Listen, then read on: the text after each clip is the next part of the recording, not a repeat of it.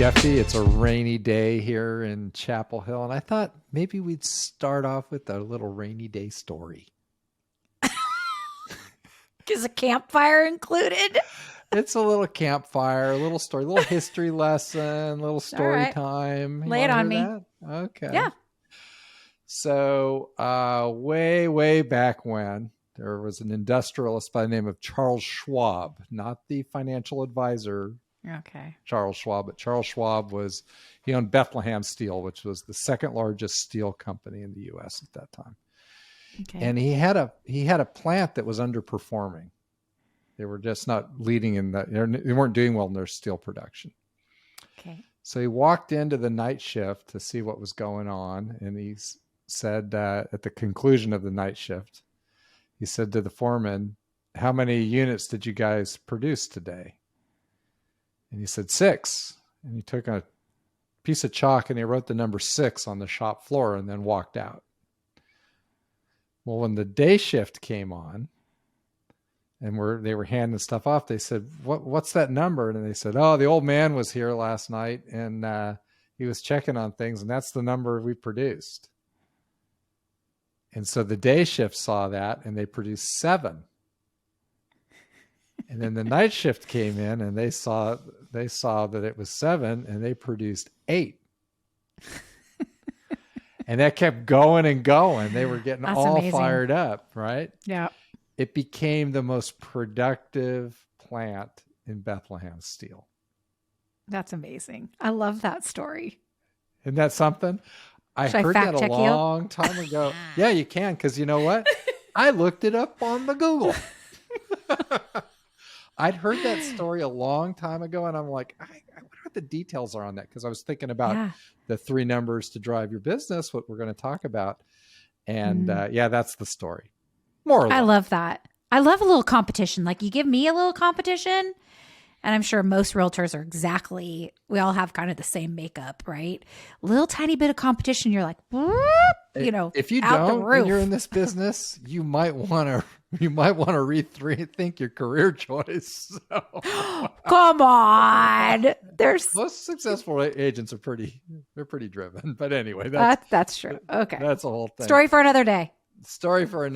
But we're gonna dive into some details on this. But I think if you think about why this really matters and what we're talking about, is you can make a lot of progress with managing a few key numbers and making it a game and making it public amongst your team and other agents. So I think that's the big takeaway that we're going to dive into. Okay, let's do it. All right. So a little backstory. You want to talk about that? Like where we've been and what we've been doing and why this is relevant? Sure. So we did a podcast on our goals for 23 and planning goals. And one of the things that was very important to me was, what is something that's tangible that I can count, and at the end of 2023 say, I did what I said I was going to do, not, family served or loans done or deals completed, but physical things I could do. So that came down to the calls, the notes, and the pop buys. And then you and I chatted about that. That's right. So we said, we can't, especially in this market, it's going to be an interesting market going into 2023. Mm-hmm. And the one thing you can control are your activities, right? And so we said, if we were really going to net this out to measuring numbers and what we were going to measure, it was, for us, at least for me, it was like, the calls and the notes. And then I threw, and I think you did too, the agent connections, because we're both wanting to drive that to do more referral business. Yeah. Yep.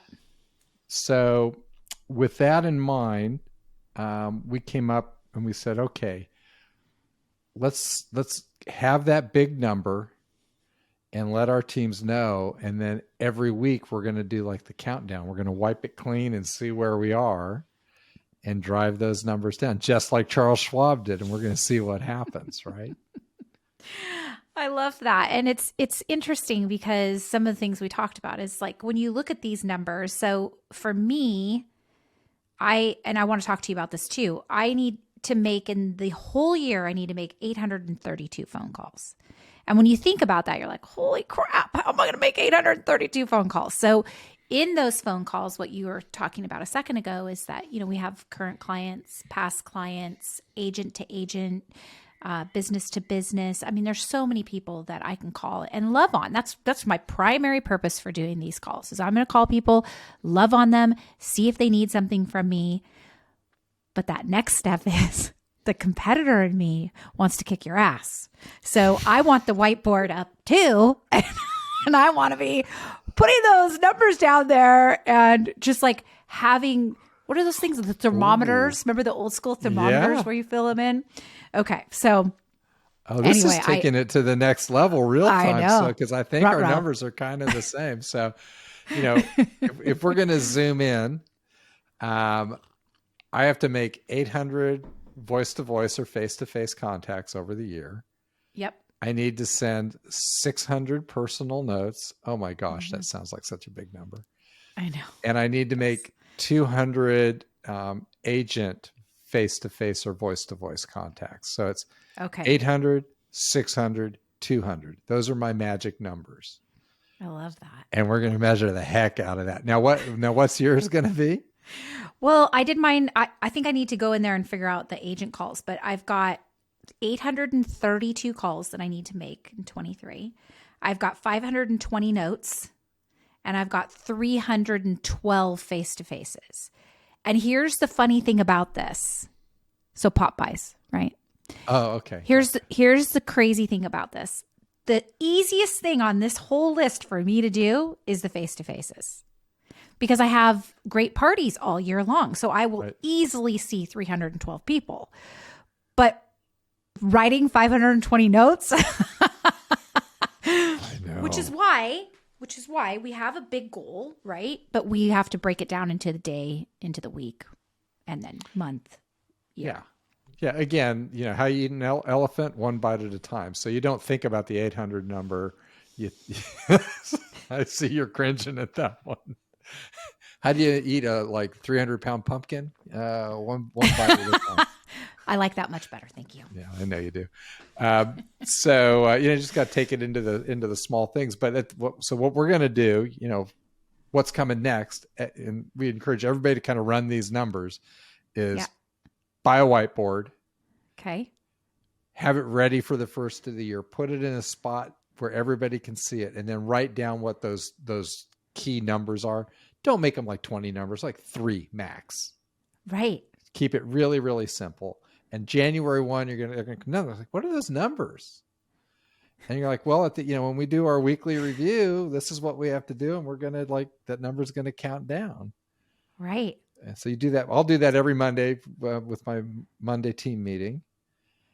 And oh my God, I can totally see me, because my office is at home, pulling the whiteboard off the wall and tucking it under my arm and hiking out to the car. Exactly. All right, everybody.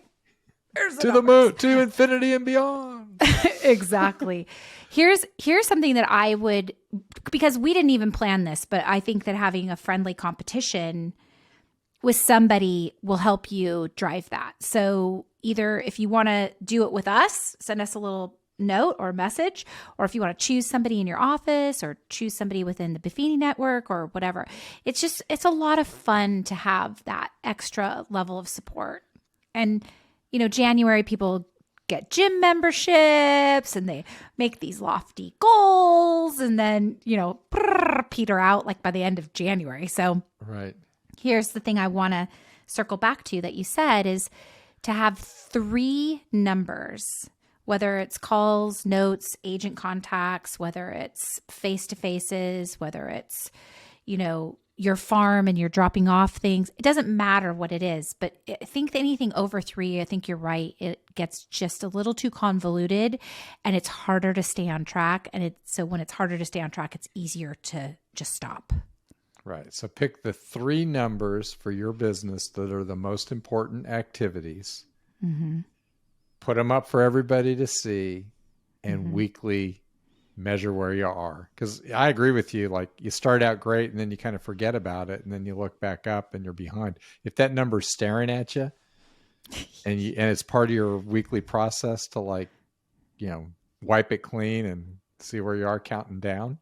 Right. That puts the pressure on. And especially since you and I are going to be competing again with it, it's going to be crazy. Okay. I'm putting you on the spot here, Please but do. tell me how you're going to pitch this to your team, because they have to help you do this. Yeah. So I'm going to share my business plan with them, our business plan. And right at the top of it, and I reviewed it with broker in charge. I'm like 800, 600, 200. They're like, what's that? I'm like, those are the three numbers that matter. Yeah. And so it's like, we're going to get to these numbers by the end of the year. We want it to be 0. And the quicker we get it down, the better. And we're front loading our events, and we're calling into our database, and we're making our client care calls, and we're sending the follow-up notes, and we're going to measure it and see how we're doing. And lead by example, right? You can't just like sit back. Like, we need to do it. We're going to be writing a lot of notes. Pick up dog poop. That's right. Like that episode, pick the dog food up. So that's it. I think that's the bottom line here is that, we're in control of the activities we focus on and what we measure, right? Yes. So we're going to have fun with this, Jefi. I can't wait to like get the whiteboards out and see where we sit. I know. I can't wait to see if anybody says anything about this, like they're going to do their own. That would make me very excited. Yeah. So reach out to us. We want to hear about it. Step up. Step up, people. All right, everybody. That's it. Take care. Talk to you soon.